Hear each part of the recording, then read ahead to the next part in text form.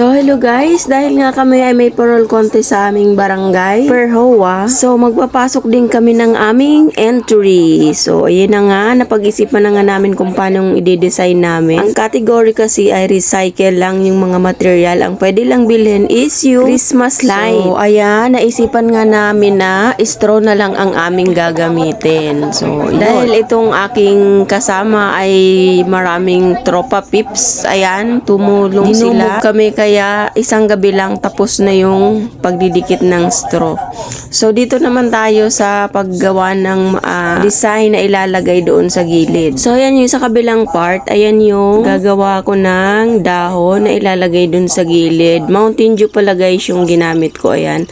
At saka yung puweta naman ay gagawin nating parang bulaklak siya para maidikit. So ang gagawin natin ay alternate na lang natin siya para hindi, mas mahirap kasing gawin yung leaves, yung dahon, mas mahirap siyang gupit-gupitin compare dun sa puwet no bottle ng Mountain Dew. Tapos doon naman sa straw na Papa Flower, madali lang naman gawin, mas mahirap lang talaga tong pa-leaves na dahon. So, hindi ko na nga yan dinesign masyado, ginawa ko na lang siyang leaves para mas mabilis siyang matapos. Kasi kung back to back ko siyang ilalagay, matatagalan ako guys. So kaya ayan, konting-konting mekos-mekos lang. At eto na nga, i-assemble ko na nga yung straw flower doon sa leaves para i-assemble na lang natin bukas. So, ayun nga guys. Ayan, naka-ready na tayo. So, dito naman guys, tinitingnan ko kung paano i-design ang gagawin natin. Ayan. As nung nilagyan ko siya ng white sa gitna, hindi siya bagay. So, ayan, kaya konti pa lang yan kasi pinag-iisipan pa namin yung ilalagay kung paano ilalagay yung design. So, diba? Ang hirap magdesisyon. So, yung kabilang side nga pala yan. So, yan, nagawa ko na yan nung umaga. Kaya, tinuloy-tuloy ko na siya nung gabi kasi nakagawa na ako nung mga pang-decorate. So, yun. Tinapos ko na siya ng umaga. So, ayun na siya sa kabilang side. Tapos na. So, yung panggitna naman. And then, dumating na yung order naming ilaw. Ayan, naikabit na siya. Tingnan namin kung maayos. Solar lights lang yan pala guys. So, okay naman siya. Ayan. And then, kung paano na lang siya aayusin sa loob at kung paano pa ang gagawin. So, ito na nga guys. All set na tayo sa ilaw and then mag-iisip naman tayo doon sa pang-design sa gitna kung paano gagawin sa bilen. So, ito na. Maggagila pa kami bukas ng dayami para sa bilen. Ayan, pinormahan na nga niya yung at nilagyan na ng paper plate. Nilagyan na namin ng paper plate yan. Tapos may kubo-kubo na rin at may bantay na rin yung bilen ng Papa Jesus. Ganda.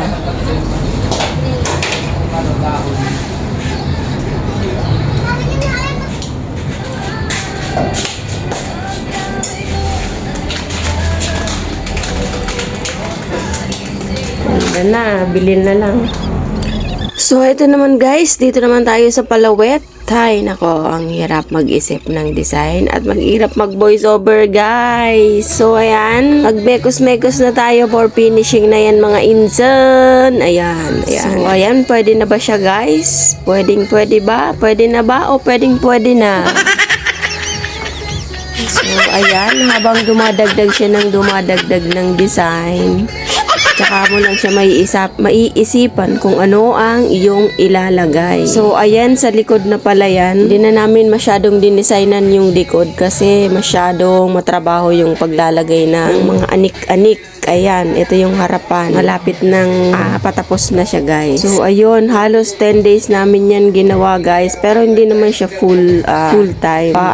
Pasingit-singit lang yung gawa. So, ayan, dahil nga tapos na ako mag-design, siya naman yung gagawa nung dikit-dikit sa gilid-gilid pang design na sa likod kasi nakakatamad na maggupit-gupit, masakit sa kamay. So ito naman ang kakapalan ko guys kasi manipis pala siya masyado yung palawit niya. Hindi siya bagay doon sa, ayan o, maliit siya. Alangan siya doon sa size ng star. Bukod sa maliit siya, maiksi. So kailangan natin gawa na naman ng paraan ng paano siya mapalaki at bumagay doon sa star. So ayun, kailangan na naming tapusin to at malapit na ang deadline headline. So yan, konting mekos-mekos na lang. So ito na nga guys, last day ng gawa. Konting linis-linis at adjust, tapos na. Yan, ayan, o, diba? At salamat sa lahat ng tumulong at sa suporta ng ating mga president, ng ating treasurer. Salamat sa support nyo. At sa aming dalawa ni Enad na talagang tumabraho.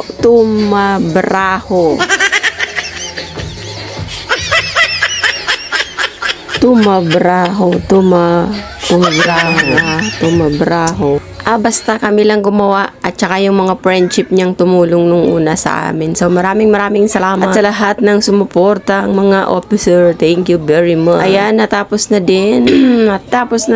Submit na lang and picture taking. Yun. So ayan na guys, ganyan na nga siya. Ayan na ang pinaka-final yung sa kabilang side. And then yung ilaw naman niya ay ganito na siya. So diba, ang ganda. Mahina lang siya guys kasi solar lang siya. Solar para pag hindi nabilad. Kasi i-display yan dun sa labas sa mga araw. So ang nagastos lang namin dyan ay kulang-kulang 1,000 or 1,000 plus.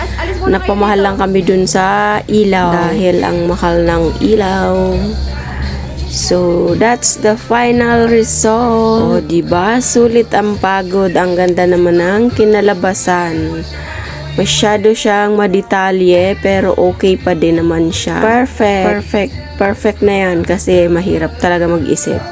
Mahirap gumawa. So, thank you pa din sa lahat. Please support my vlog. Thank you guys. So, yun lang guys. Ayan, pwede na yan. May presentation lang ang aming HOA. So, yun. Pero siyempre, maganda pa rin kung makapasok tayo sa mga winner. So, yun. Sana naman. So, ayun nga pala yung start namin. Ayan sila. Yung start na ginawa. Isip-isip ng design. So, thank you sa inyo guys. Thank you sa lahat.